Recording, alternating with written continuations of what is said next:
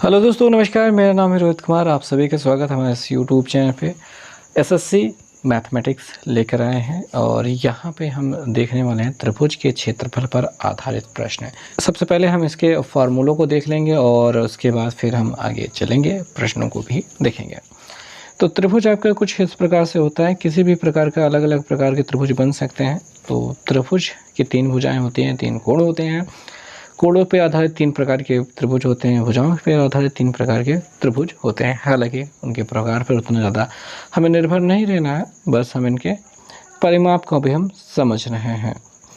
तो जो परिमाप होता है वो तीनों भुजाओं का योग होता है। अगर इसकी भुजा देखिए, ये ए है, ये बी है, ये सी है, तो इसके सम्मुख भुजा को स्मॉल ए, इसके सामने की भुजा को स्मॉल बी, इसके सामने की भुजा को स्मॉल सी से दिखाते हैं। तो परिमाप हो जाएगा ए प्लस बी प्लस सी, ये इसका परिमाप हो जाएगा। अब अगर हम क्षेत्रफल की बात करें तो क्षेत्रफल को ज्ञात करने के, त्रिभुज के क्षेत्रफल को ज्ञात करने के बहुत सारे तरीके होते हैं, बहुत सारे सूत्र होते हैं और उन तरीकों में जो कुछ भी होता है वो आइए देखते हैं। तो सबसे पहला जो तरीका रहता है क्षेत्रफल के सूत्र का, क्षेत्रफल को हम ए से दिखा रहे हैं, 1/2 आधार गुणित ऊंचाई। ये सबसे पहला फार्मूला होता है जो आपको त्रिभुज में देखने को मिलता है। अच्छा, ये किस त्रिभुज में लगता है? एक सामान्य सा त्रिभुज जो हमने ऊपर बना के रखा है उसमें भी लगता है। अगर इसे आधार माना जाए, इसे आधार माना जाए तो ये जो हिस्सा हम अभी खींच कर दिखा रहे हैं ये इसकी ऊंचाई माना जाएगा। ठीक है, तब ये इस पर लगता है। और मान लीजिए एक समकोण त्रिभुज है, कुछ इस प्रकार से है, जहाँ पे 90 अंश का कोण बना हुआ है। और ध्यान देने वाली बात है, ये ऊंचाई 90 अंश का कोण पे होती है। तो यहाँ पे ये वाली, यहाँ से यहाँ तक पूरी डिस्टेंस जो दिखाई दे रही, वो लेंथ जो दिखाई दे रही, वो आधार मानी जाएगी और इस हिस्से को इसकी ऊंचाई माना जाता है। और यहाँ पे भी ये लगती है। और एक प्रकार का त्रिभुज और भी होता है जो अधिक कोण त्रिभुज होता है। ये कुछ इस प्रकार से बनता हुआ दिखाई देगा। ठीक है, तो अगर इसका आधार ये है तो ये इसकी हाइट होती है। कई बार इसकी हाइट को ऐसे दूर बाहर निकाल कर दिया जाता है और ये डॉटेड लाइन से ही होते हैं। मेन त्रिभुज आपका ये रहता है ABC, ये डॉटेड दिखाया जाता है और यहाँ पे इसकी हाइट होती है। ठीक है, ऐसी स्थिति में आधार को खाली यहाँ से यहाँ तक, जहाँ तक आपको दिखाई दे रहा है काला गाढ़ा सा, ये वाला इसका आधार होता है और यहाँ से ये वाली जो होती है इसकी ऊँचाई होती है। ठीक है, ये यहाँ पे भी यही सेम फार्मूला लग जाता है त्रिभुज के क्षेत्रफल का। ठीक है, ये चीज़ें आपने समझनी है। एक और त्रिभुज के क्षेत्रफल का फार्मूला होता है जिसे हम हीरोन का सूत्र कह सकते हैं। वो ऐसे त्रिभुज में लगता है जैसे ये वाला त्रिभुज हो गया है। तो यहाँ पे लगता है कि आपको तीनों भुजाएं पता हैं। ठीक है, तो उस त्रिभुज में ये लगता है। तो फार्मूला क्या होता है? सबसे पहले तो हमें S बराबर निकालना होता है, जो कि अर्ध परिमाप होता है। क्या होता है? अर्ध परिमाप होता है। S बराबर होता है A plus B plus C। ये तो हो गया आपका परिमाप, जैसा कि यहाँ दिखाई दे रहा है। इसी परिमाप को 2 से भाग कर दीजिए, यानी आधा कर दीजिए, तो अर्ध परिमाप हो जाता है। तो अर्ध परिमाप निकाल लेने के बाद आपका त्रिभुज का क्षेत्रफल वाला, ये त्रिभुज का क्षेत्रफल का सिंबल हो गया है। हमने A लिखा था, यहाँ पे त्रिभुज का क्षेत्रफल, ये जो लिखा है ये भी त्रिभुज के क्षेत्रफल का ही सिंबल है। हम A बराबर भी लिख देते हैं।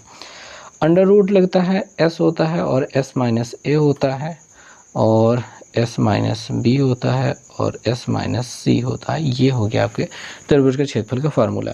ये दोनों कॉम्बो ऑफर में चलते हैं, यानी इसका यूज़ करने के बाद ही ये चलेगा और ये बिना इसके नहीं हो पाएगा। ठीक है, अब ये किस में लगता है?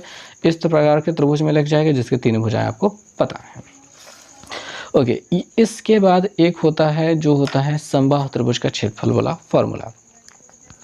एक होता है समबाहु त्रिभुज। ये समबाहु त्रिभुज क्या होता है? एक ऐसा प्रकार का त्रिभुज होता है जिसकी सभी भुजाएं बराबर होती हैं। ये देखेंगे, इसकी सभी भुजाएं बराबर है तो हम इसे A से रिप्रेजेंट कर लेते हैं। इसका जो क्षेत्रफल का जो फार्मूला होता है वो एक विशेष प्रकार से होता है, अंडर रूट 3/4 A²। A मतलब ये भुजा। ठीक है, अच्छा, यहाँ पे A की जगह हम ट्रायंगल ही बना देते हैं, ज़्यादा बेहतर रहेगा। ये त्रिभुज का क्षेत्रफल का एक प्रकार से सिंबल होगा। हम इस A को हटा ही देते हैं। त्रिभुज के क्षेत्रफल का सिंबल हो गया। ठीक है, और ये अंडर रूट 3/4 A² हो गया इस त्रिभुज का क्षेत्रफल, जब आपको उसकी भुजा पता हो।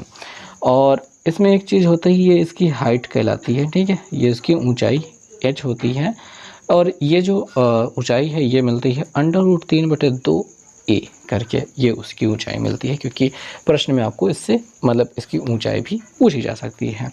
और अगर इसके हम परिमाप की बात करें, परिमाप की बात कर लेते हैं तो 3a कह सकते हैं, यानी भुजाओं का योगफल। तो ये रहेंगे कुल मिला के फार्मूले जो इसमें लगने वाले हैं। अब हम प्रश्न को शुरू कर सकते हैं। दोस्तों हम यहाँ पे पहला प्रश्न जो देखते हैं उसमें लिखा गया है कि एक समबाहु त्रिभुज का क्षेत्रफल 25√3 वर्ग सेंटीमीटर है, इसकी भुजा ज्ञात कीजिए। तो भाई देखिए यहाँ पे आपको क्षेत्रफल दे रखा है कितना, 25√3 वर्ग सेंटीमीटर। अब आप जानते हैं कि समबाहु त्रिभुज है, इसका जो क्षेत्रफल का सूत्र होता है वो √3/4 भुजा स्क्वायर यानी a स्क्वायर होता है, जिसके बराबर 25√3 होगा। इस √3 को आप काट सकते हैं, ये 4 ऊपर जाके गुणा कर देगा, तो a स्क्वायर बराबर हो जाएगा 25 चौके 100 और a बराबर हो जाएगा √100 और a का मतलब हो गया 100 का वर्गमूल 10। तो 10 क्या हो जाएगी, इसकी भुजा हो जाएंगे, ठीक है। और चूंकि सेंटीमीटर स्क्वायर में दिया था तो आपको ये सेंटीमीटर में हो जाएगा, ये आपका आंसर हो जाएगा। आई होप समझ में आ गया होगा। अब हम दूसरा प्रश्न देखते हैं जिसमें लिखा है कि यदि त्रिभुज ABC 16 सेंटीमीटर भुजा वाला एक समबाहु त्रिकोण यानी कि समबाहु त्रिभुज हो तो त्रिकोण की ऊंचाई बताइए, यानी त्रिभुज की ऊंचाई बताइए। तो यहाँ पे आपको एक भुजा दी गई है, कितनी, 16 सेंटीमीटर ऑलरेडी दी जा चुकी है और इसके ऊंचाई का फार्मूला हमने आपको बताया कि √3/2 और a होता है, यानी भुजा यहाँ पे रख दी जाती है। तो √3 ऐसे रखेंगे, 2 ऐसे रखेंगे, भुजा का मतलब 16 रखेंगे, 2 से काट देंगे तो 8 मिल जाएगा। तो 8 √3 हम सेंटीमीटर कह सकते हैं कि इसकी ऊंचाई है। दोस्तों अब हम तीसरा प्रश्न देखते हैं जिसमें हमें कहा गया है कि एक यदि समबाहु त्रिभुज की ऊंचाई आपको दी गई है 2 √3 सेंटीमीटर है, यहाँ पे आपको इसकी ऊंचाई दे रखी है कितना, 2 √3 सेंटीमीटर है। तो समबाहु त्रिभुज का क्षेत्रफल निर्धारित कीजिए। क्षेत्रफल हम तब निर्धारित कर पाएंगे जब हमको भुजा प्राप्त होगी और ऊंचाई का सूत्र हमने लिखवाया था √3/2a और इसके बराबर है 2 √3। ये कट जाएगा, 2 से उधर जाके गुणा हो जाएगा तो भुजा हो जाएगा 2 दूनिया 4 सेंटीमीटर इसकी भुजा हो जाएगी। और अब हम क्षेत्रफल का सूत्र लगा सकते हैं कि √3/4 भुजा स्क्वायर यानी कि 4 स्क्वायर। तो 4 स्क्वायर का मतलब होता है 4 × 4 2 बार, 1 के 4 कट जाएगा, 4 √3 सेंटीमीटर स्क्वायर हम कह सकते हैं कि हमारा क्षेत्रफल हो गया। ऑलराइट, अब हम देखेंगे चौथा प्रश्न। चौथा प्रश्न हमको यहाँ पे कहा गया है कि एक समबाहु त्रिभुज का क्षेत्रफल दिया गया है 9 √3 वर्ग सेंटीमीटर, इसकी परिधि निकालें। तो हमको क्षेत्रफल दिया गया है कितना, 9 √3 सेंटीमीटर स्क्वायर। तो क्षेत्रफल का सूत्र हो गया होता है, क्षेत्रफल का सूत्र होता है √3/4 भुजा स्क्वायर बराबर 9 √3 हो जाएगा। √3 को आप काट सकते हैं, 9 को उधर जाके गुणा हो जाएगा तो a स्क्वायर बराबर हो जाएगा 9 चौक 36 और अगर 36 का वर्गमूल निकालेंगे क्योंकि स्क्वायर उधर जाके √ ही बनेगा तो 6 मिल जाएगा, यानी भुजा हो गई 6। अब इन्होंने इसकी परिधि पूछी है, तो परिधि यानी कि परिमाप, परिमाप क्या होता है, 3 गुणित भुजा बताया था, 3a बताया था, तो 3 गुणित 6 हो जाएगा छात्र, ठीक है, 18 सेंटीमीटर हो जाएगा। ओके, क्वेश्चन नंबर 5 हम देखते हैं। क्वेश्चन नंबर 5 में हमसे कहा गया है कि निम्न में से कौन सा विकल्प त्रिभुज के लिए सही है जिसकी भुजाओं का अनुपात 3, 4 और 6 है। देखिए भुजाओं का अनुपात आपको 3, 4 और 6 दिया गया है। यहाँ पे हम देखेंगे पाइथागोरस थ्योरम को थोड़ा सा अच्छे से समझेंगे। पाइथागोरस थ्योरम में आपको क्या होता है कि सबसे बड़ी भुजा का वर्ग शेष 2 भुजाओं के वर्गों के योगफल के बराबर होता है।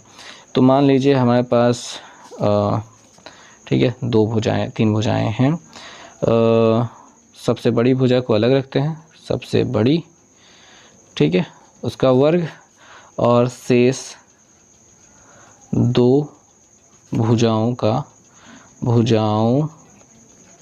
के वर्गों का योग, ये होती है बातें। देखिए अगर ये दोनों बराबर हैं तो समकोण आप त्रिभुज कह ही पाते हैं। मान लेते हैं बड़ी भुजा का वर्ग क्या हो जाए, बड़ा हो जाए, ये बराबर वाली पहली स्थिति है। दूसरी स्थिति हम ये कहना चाहते हैं कि इधर की ओर मुंह खुल जाए, यानी सबसे बड़ी भुजा का वर्ग बड़ा हो जाए, ऐसे में ये अधिक कोण त्रिभुज हो जाता है। और मान लीजिए ये छोटा पड़ जाए कुछ इस प्रकार से, ये तीसरी स्थिति है, तब ये न्यून कोण त्रिभुज होता है। ठीक है, तो यही स्थिति हमको यहाँ पे देखनी है, चेक करनी है। सबसे बड़ी भुजा है 6, जिसका वर्ग करेंगे 36, और इधर 3 का वर्ग और प्लस 4 का वर्ग करेंगे तो 6 6 36 होता है।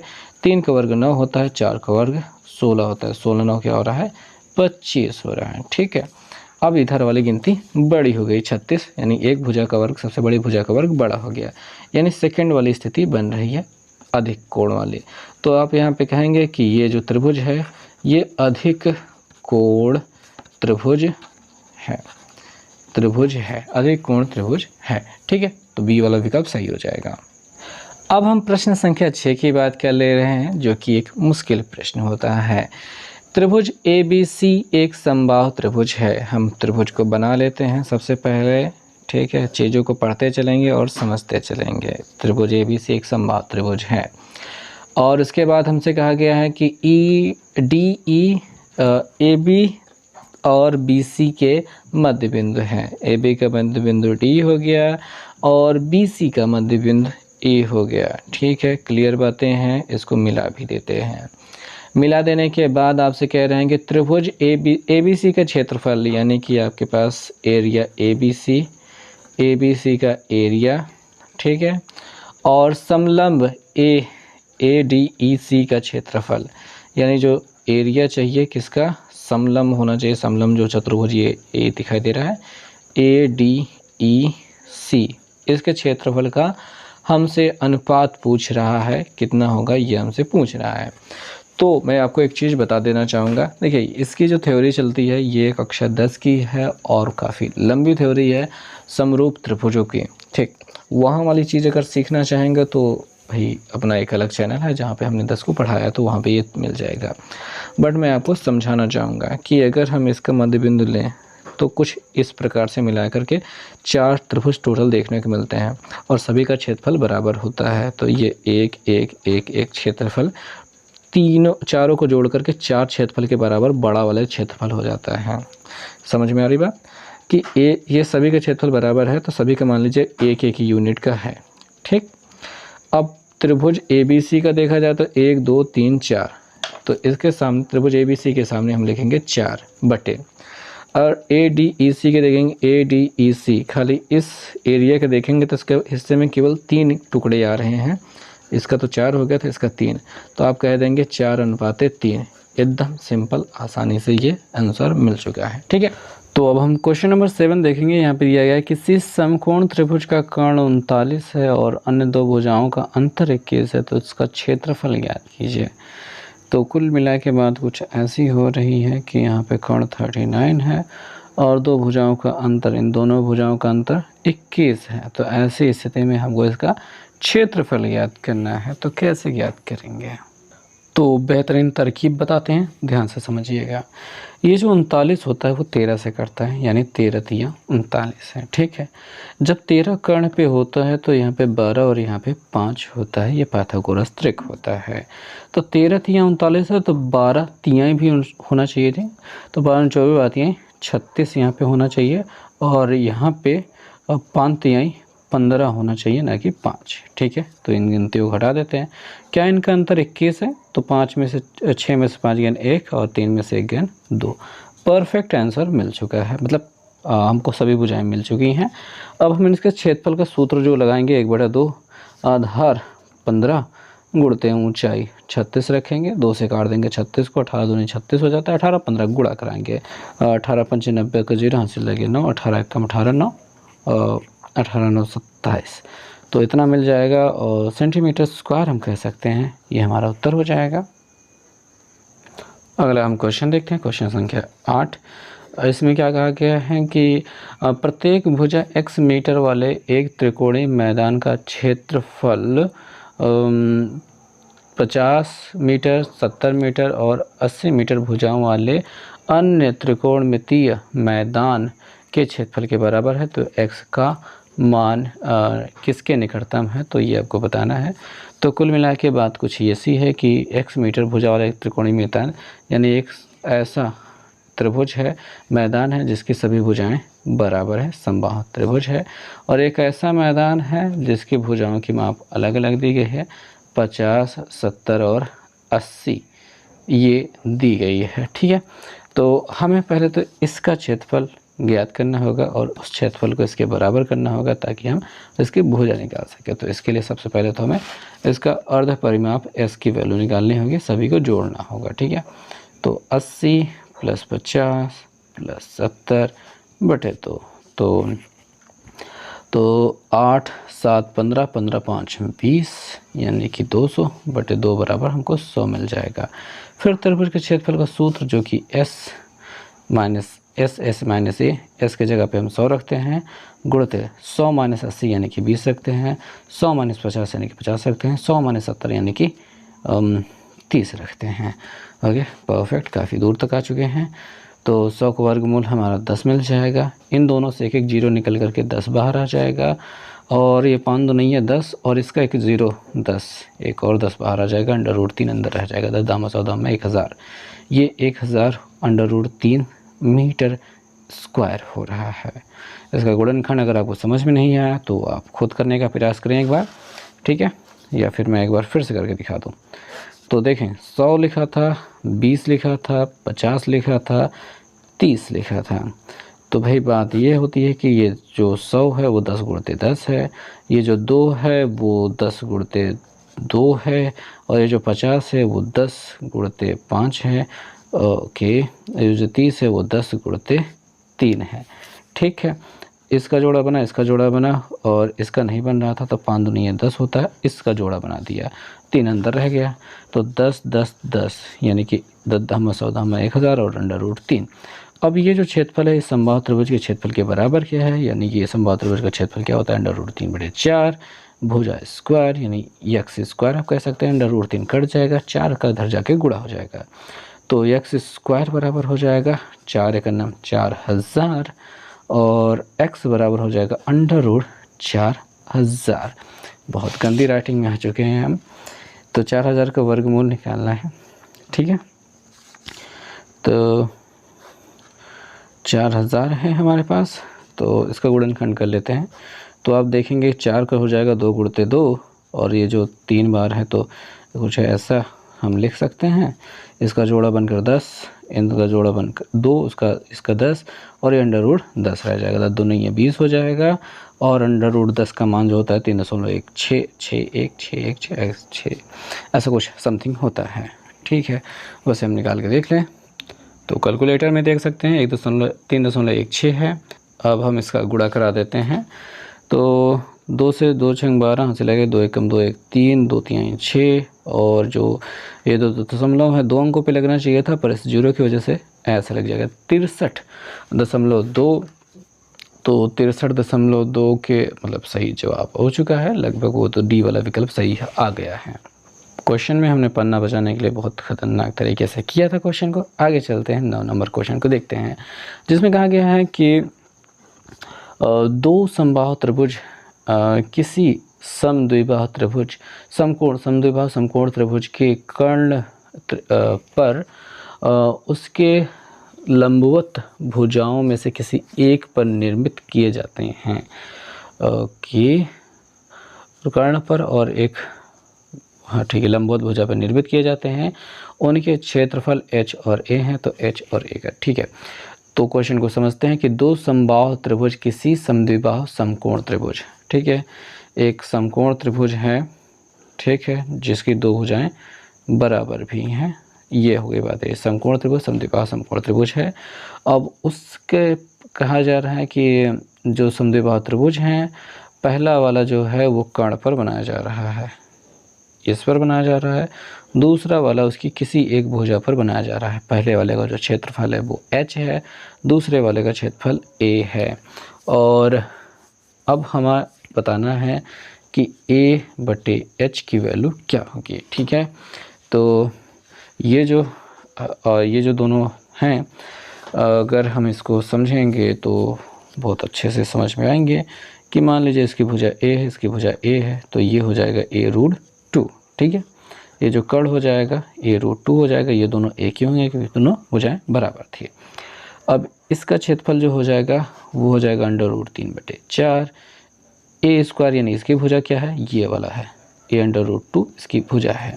और इसके क्षेत्रफल की क्या हो जाएगा √3/4, भुजा इसकी क्या है, ये वाली जो भुजा a दिखाई दे रही है यही सभी इसकी भुजाएं हैं यानी a²। ये कट जाएगा और इसका देखिए वर्ग करते हैं तो ये a² है, नीचे ये √2 का वर्ग 2 हो जाएगा और 1² a² हो जाएगा, कट जाएगा, क्या हो जाएगा 1/2 यानी कि 1:2 हम कह सकते हैं, हमारा सही जवाब है। ओके, तो ये 1/2 या फिर 1:2 आपको पहला वाला विकल्प सही है। नेक्स्ट क्वेश्चन पे हम आ जाते हैं। तो 10वां नंबर क्वेश्चन हमें क्या दिखाई दे रहा है, इसमें कह रहा है कि इकाई लंबाई की प्रत्येक 12 छड़ों का प्रयोग करके एक समकोण त्रिभुज बनाने, ठीक है, एक समकोण त्रिभुज बनाना है और इकाई की लंबाई के 12 छड़ों का प्रयोग करना है। बनाने के लिए किया जाता है त्रिभुज का क्षेत्रफल क्या होगा। तो ऐसा त्रिभुज बनाना है जिसमें 12 इकाई की छड़ें लगी हैं, यानी कि इसका जो ये छड़ें हैं कुछ ऐसे समान आकार की हैं, उनको जोड़कर ये बनाया जा रहा है। तो भाई ये जो 12 हो रहा है ना, तो पाइथागोरस त्रिक आपको याद होना चाहिए, 3 4 5 होता है, 5 12 और 13 होता है। अगर इसको लिया जाए ये 5 हो जाए, ये 4 हो जाए, ये 3 हो जाए, 5 4 9, 3 12 हो रहा है भुजाओं का योगफल। तो यानी कि यही वो त्रिभुज है जिसको लेकर के ये 12 मतलब इसका जो परिमाप होगा वो 12 होना चाहिए, ठीक है। कुल मिला के ये बात होनी चाहिए। अगर इसे तीलियाँ 12 ठी ली जाएँ तो इधर 4 तीलिए लग जाएंगे, इधर 3 तीलिए और इधर 5 तीलिए लग जाएंगे, ना कम ना ज़्यादा। तो ऐसे में 12 हो जाएगा, तो ये एक समकोण त्रिभुज बन जाएगा। अब इसका जो क्षेत्रफल हो जाएगा वो 1/2, आधार 4 मान लीजिए, ऊंचाई 3, ऐसा कुछ मान लीजिए, ऊपर नीचे रख सकते हैं। कुल मिलाकर काटना तो है, 3 दूनी 6 हो जाएगा, 6 वर्ग इकाई कह सकते हैं। तो 6 जहाँ पे दिखाई दे रहा है वहाँ पे आपका सही जवाब हो जाएगा। और नेक्स्ट क्वेश्चन है 11 नंबर क्वेश्चन, वो हम देखते हैं कि एक समबाहु त्रिभुज की भुजा आपको पता है 4, इसका क्षेत्रफल क्या होगा। तो आपको भुजा प्राप्त है 4 सेंटीमीटर, और अगर आपसे इसके क्षेत्रफल की बात पूछी जाए तो आप कहेंगे √3/4, भुजा 4 है उसका स्क्वायर यानी 2 बार, एक बार कट जाएगा, 4√3 कह देंगे कि आपका ये क्षेत्रफल हो जाएगा। Okay, right. क्वेश्चन नंबर 12 हम देखेंगे। इस क्वेश्चन में हमको क्या दिखाई दे रहा है कि 35, 84 और 91 भुजाओं वाले त्रिभुज का क्षेत्रफल क्या होगा। तो ये सभी भुजाएं दी गई हैं, यानी कि 35, 84 और 91। और यहाँ पे मैं एक ट्रिक थोड़ा सा आपको बताना चाहूँगा, क्योंकि मुझे 91 देख करके 13×7 याद आ गया अचानक से। तो अगर पाइथागोरस थ्योरम पे फिट खाता है तो अच्छी बात होगी। और ये 91 यहाँ रख देते हैं, 84 यहाँ रख देते हैं और 35 यहाँ पे रख देते हैं। चूँकि ये 13×7 हो रहा है तो 13×7 और ये 7 से कटना चाहिए, तो 7 12×7 84 हो रहा है, तो 12×7 हो रहा है, और ये भी 7 से कटना चाहिए यानी 5×7 35 हो रहा है। तो 13, 5 और 12 आप पाइथागोरस थ्योरम पे देख पाते हैं। तो ये वाला जो सवाल है आप हीरोन का सूत्र लगाएंगे तो लंबा समय लगेगा, लेकिन अगर आप पाइथागोरस थ्योरम लगाएंगे तो जल्दी आएगा। और उसमें भी ये प्रूव करने की ज़रूरत नहीं है, क्योंकि ये 13, 12 और 5 तो पहले से प्रूव है। अगर उसमें सेम गिनती से गुणा किया जाए तो जो भी मिलेगा वो पाइथागोरस त्रिक पर ही होगा, इस वजह से ये एकदम परफेक्ट है। अब इसका जो क्षेत्रफल का सूत्र लगेगा वो अपना लगा देंगे 1/2, आधार अपना 84 लेंगे और ऊंचाई मतलब 35 लेंगे और 84 लेंगे। कुल मिला के इतनी सी बात रखनी है। मैं बार बार गलती से ये आधार की जगह रख देता हूँ, ये ऊंचाई की जगह रख देता हूँ, लेकिन कभी भी 91 मैंने नहीं रखा है यहाँ पे, ठीक है। मैंने यहाँ पे भी जब आपको समझाया, ठीक है, यहाँ पे भी जब समझाया तब पर भी मैंने इसको आधार कहा, इसको ऊंचाई कहा, लेकिन मैंने 5 को यहाँ पे नहीं रखा, हालांकि आधार ये, ऊंचाई ये है, ठीक। तो आपको ये समझना चाहिए कि हम यही वाले दोनों रखेंगे, ये कर्ण को कभी भी यहाँ पे नहीं रखेंगे। अब हम यहाँ पे 2 से काट देते हैं, 2 चौके 8, 2 दूनी 4, 24 और 35 मिल जाता है, 42 और 35 मिल जाता है, जिनका हम गुणा करा लेंगे और हमारा उत्तर हो जाएगा। तो 42 गुणते 35 कुछ इस प्रकार से होगा, 5 दूनी 10 का 0 यहाँ से लगे 1, 5 चौके 20, 3 दूनी 6, 6 1 7, 20 27 हो रहा है, 27 का 7 यहाँ से लगे 2, 4 3 12 2 14, 1470 आपका सही जवाब हो जाएगा। और अब हम बात करेंगे प्रश्न संख्या 13 की, जिसमें कहा क्या है कि यदि एक समबाहु त्रिभुज का क्षेत्रफल 36√3 है। समबाहु त्रिभुज का क्षेत्रफल का सूत्र जो होता है √3/4 भुजा स्क्वायर होता है, और इसी के बराबर हमको दे रखा है 36√3 से काट देंगे।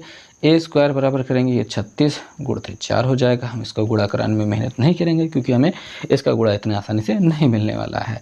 तो हम ए लगाएंगे और अंडर रूट लगाएंगे, 36 गुणित 4 करेंगे। 36 का वर्गमूल 6, 4 का वर्गमूल 2, 4 और 6 दूनी 12। हमको इसकी भुजा 12 मिल चुकी है। ठीक है, इतना आसानी ये काम करेंगे। और इसका परिमाप आपसे पूछ रहा है, तो परिमाप बराबर क्या होता है, 3 गुणित भुजा होता है। तो 12 24 आती हैं 36, तो 36 आपका जो हो जाएगा इसका परिमाप हो जाएगा। तो सेंटीमीटर या फिर मीटर जो भी दिया है वही लिख देंगे, सेंटीमीटर दिया है तो ये हमारा जवाब हो जाएगा।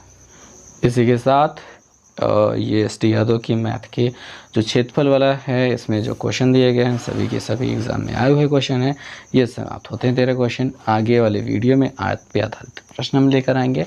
मिलते हैं नेक्स्ट वीडियो में, तब तक के लिए बहुत बहुत धन्यवाद। बाय।